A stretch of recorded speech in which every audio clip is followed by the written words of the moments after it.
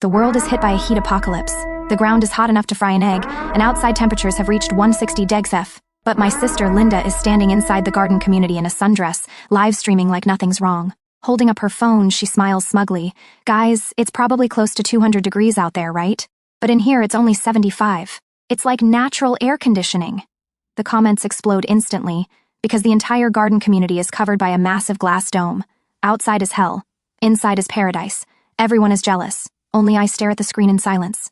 Because in my last life, when the heat wave came, this place was designated as a shelter. At the very last second before it sealed, Linda made it inside. That house was supposed to belong to both of us, left to us by our parents.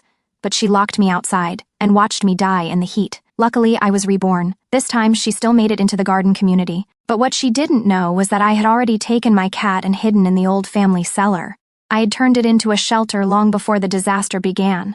Just as cool, just as safe. The next day, Linda went live again. Outside the dome, the ground had already cracked. The whole city looked like a dried-out corpse under the sun. But inside the camera frame, the grass was still green. Some people were even casually watering plants.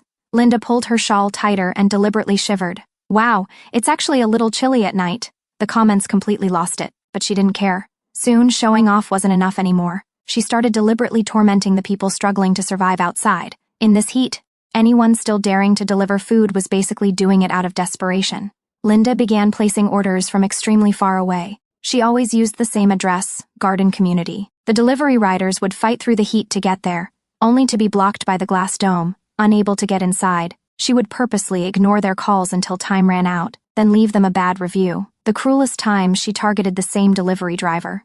She placed 6 separate orders and gave him 6 bad reviews. On livestream, the driver dropped to his knees outside the scorching dome, his voice hoarse. Please remove the bad review. Someone at home is sick. I can't afford to be fined. Linda laughed so hard she could barely stand. You want me to remove it? Fine. Come inside and hand it to me yourself. The driver shook with rage. He pointed at her, unable to get out a full sentence. Then, he collapsed. His head slammed into the glass dome. He died on the spot. The live stream chat went silent. Linda froze for only a second, then laughed even harder. Trying to scam me? If you're dumb enough to come out in weather like this, you deserve to die. Late that night, staff arrived and confirmed the delivery driver was dead. The internet erupted in fury. And that's when I noticed something. Where he had collapsed, a thin crack had appeared in the glass dome. Soon, everyone saw it. It cracked. The dome cracked.